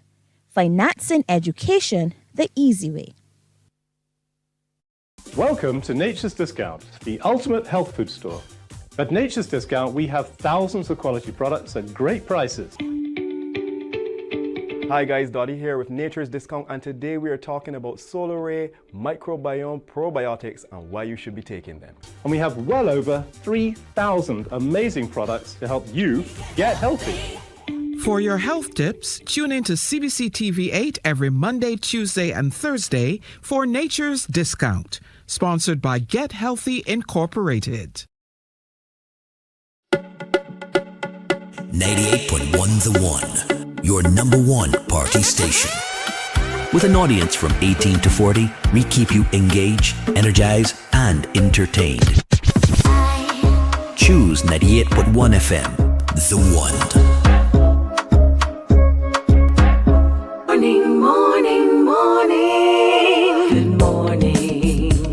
Good morning to you. So today is Thursday. Today is Q Day. Today for Q in the community, we're going to Pelican Island. That's where we'll all be gathering in our numbers to enjoy the great music, to enjoy the dominoes, the dancing, the food, the socializing, the karaoke singing, all of that today. Pelican Island, starting at 11, and we'll run till you want to go home. But of course, you know, that means that you have to be downtown in Pelican Island to be a part of it all. So I want to encourage all of you. You listen to it on Q100.7 FM. We'll be happy to bring you for just a few hours, a little bit of the activity there. But you need to show up, and you need to be there as well. The state of the tourism industry in the Caribbean, the conference is on. So today, I know I have something to do a little later on today, just around 12:30 this afternoon. And then at 2 in the afternoon is the Congress, the Youth Congress for the Junior Tourism Minister of the region. That one pits Barbados against the rest of the Caribbean, and there are many of them. There are over 12 or 13 of them, I understand, who will be competing. And we really want to wish our young Barbadian Junior Minister of Tourism the absolute best. But whatever happens, we'll get to hear the ideas and the experience of our young people of the Caribbean, the vision they have as we continue to reimagine Caribbean tourism. And so it's going to be a quite exciting time today. But that's it for today. My crew joins me wishing you a lovely day. We look forward to see you, if it be the will of the Lord, tomorrow. Take care, everybody. Bye-bye. Wake up, wake up, wake up, wake up. Barbados, get up. Good morning, Barbados.